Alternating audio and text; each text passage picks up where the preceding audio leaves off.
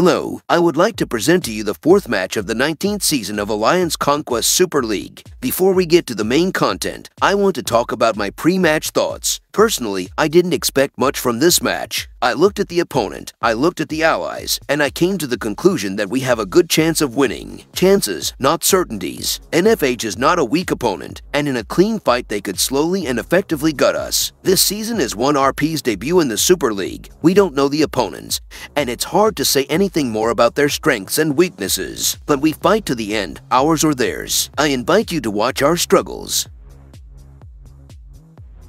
The beginning was even successful. For running to the finish line, we should get some special pin visible on our profiles, but it probably won't be soon. 3 out of 4 buildings are ours, including the Temple of the Mother, so I consider it a good start.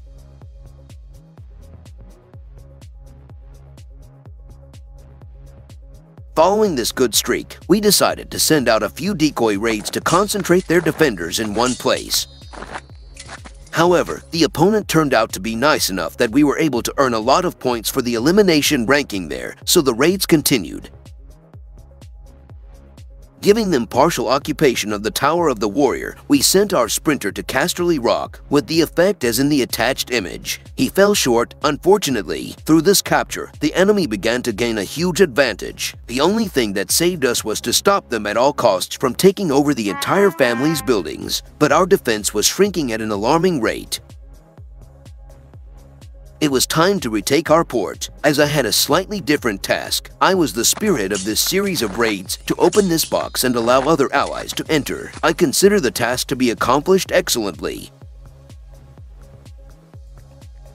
Unfortunately, the timing was off, but even a slightly delayed raid fully clarified the situation in the port.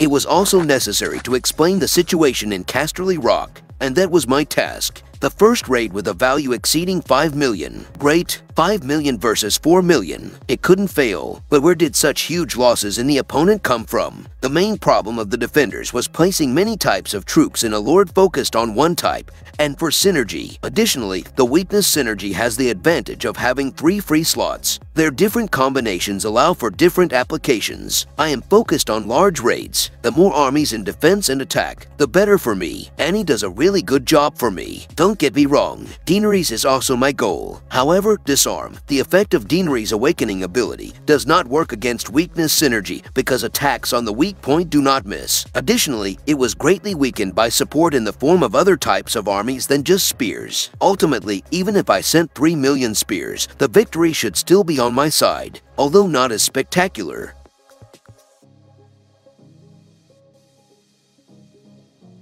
And that's what I was talking about. The second raid also went like clockwork, and when I improved with a solo attack, it ended like this. Adding other types of armies without preparation is asking for failure. Practically speaking, even an attack in which none of the attackers survive can be won, provided that they eliminate more defenders than there were attackers. What counts is the numbers.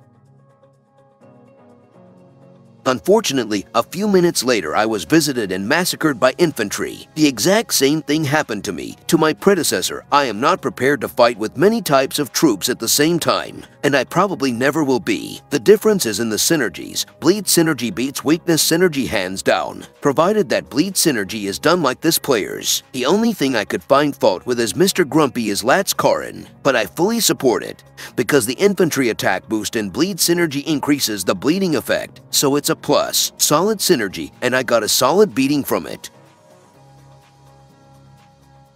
One of the interesting situations, why didn't they send support there? Holding the entire line of buildings of one family should be their priority until the mine opens. The entire line is an additional 120 points per minute, and this often allows you to break through the next milestones and rewards. Of course, we used it. Last hope to get something more from the rewards of this match, but what happened here exceeded my expectations. 2 mines. We sensed victory, and we went full force towards it.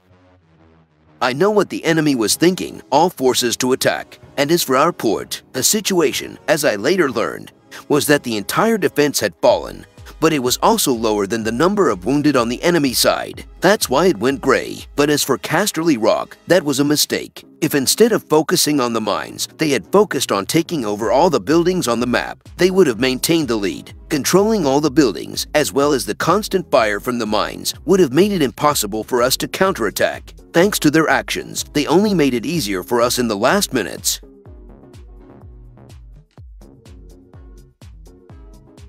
In addition, one of our mines did not hold out until full extraction, closer to raids and solo attacks, and we had a further way. However, the mistake, made a few minutes earlier with Casterly Rock, completely destroyed their chances for a peaceful victory. Their only hope was to take over the second mine in time, and we were not going to let that happen.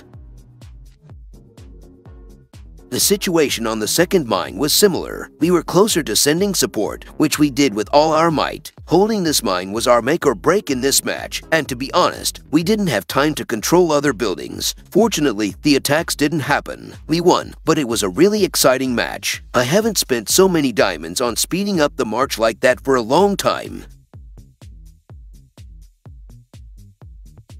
It was a beautiful match. Such an unexpected result raised our morale throughout the Super League. Proper planning, a bit of luck, and taking advantage of every stumble of the opponent can result in victory even in a seemingly hopeless situation. I am happy with this result, even considering the fact that we did not manage to control some buildings even for a moment. The actual result was decided by the mines, although if the opponent had behaved differently towards the rest of the buildings, we would not necessarily have had even a shadow of a chance to win. This is quite an interesting situation. In the end, we succeeded. This is the third victory this season. We receive additional rewards, and our morale has also reached the sky. Do we need more to be happy? Thank you for today, and see you soon.